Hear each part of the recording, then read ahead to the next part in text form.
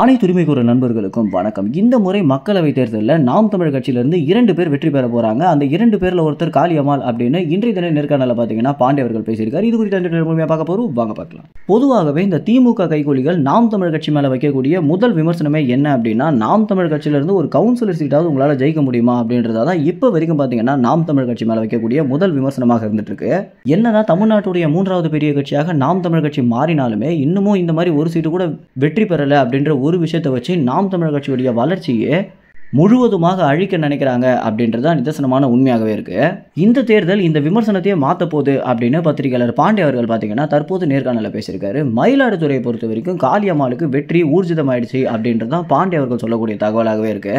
பத்திரிகையாளர்கள் சொல்லக்கூடிய கருத்து கணிப்புகள்லாம் நடக்குமா, அது அவங்களுக்கு சாதகமாக தான் இருக்கும் அப்படின்னு யோசிக்கும் போது பாண்டே அவர்கள் பார்த்தீங்கன்னா ஆரம்பத்திலிருந்து வெளியிட்ட எல்லா கருத்து கணிப்பு தகவல்களுமே முழுக்க உண்மைதான் அப்படின்னு தொலைக்காட்சிகள் பார்த்தீங்கன்னா தற்போது ஒவ்வொரு விஷயமாக போட்டுட்டு வந்துட்டு இருக்காங்க. இதுல இருந்தே பாண்டே அவர்களுடைய கருத்து கணிப்பு அப்படின்றது ரொம்பவே உண்மைதான் அப்படின்றது தெல்ல தெளிவாக தெரிய வருது. இந்த வகையில பாண்டே அவர்கள் பார்த்தீங்கன்னா தேர்தலுக்கு முன்னதாகவே மயிலாடுதுறையில நிறைய கருத்து கணிப்பு நடத்தியிருக்காரு அப்படின்னா அதுல காளியம்மாளுக்கு தான் அதிகமாக ஆதரவு இருக்கு அப்படின்றதே தகவலாக வெளியிட்டிருந்தாரு.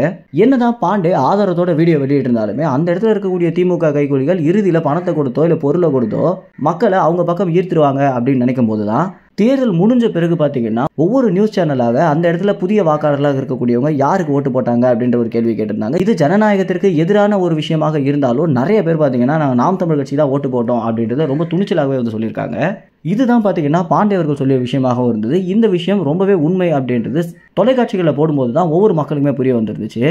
இந்த வகையில் இன்றைய தின நேர்காணலில் பாண்டே அவர்கள் சொல்லியிருக்கிற விஷயமே என்ன அப்படின்னா, நான் ஏற்கனவே சொன்ன மாதிரி மயிலாடுதுறையில் காளியம்மாளுக்கு வெற்றி உறுதி அப்படின்னும், இந்த பக்கம் மத்திய சென்னையை பொறுத்த வரைக்கும் இடுமோனம் கார்த்திக்கும் வெற்றி உறுதி அப்படின்னும், நாம் தமிழ் கட்சியிலிருந்து இந்த 2 வேட்பாளர்கள் அவங்களுடைய வெற்றியை உறுதி செஞ்சுட்டாங்க அப்படின்றதான் பாண்டே அவர்கள் சொல்லக்கூடிய தகவலாக இருக்கு. இந்த தகவல் எந்த அளவுக்கு உண்மை அப்படின்றது ஜூன் மாதத்துல தான் பார்த்தீங்கன்னா தெரிய வரும். மேலும் இந்த தகவல் குறித்து என்ன நினைக்கிறீங்க அப்படின்ற உங்க கருத்துல கமெண்ட்ஸ்ல தெரிவிங்க. நன்றி, வணக்கம்.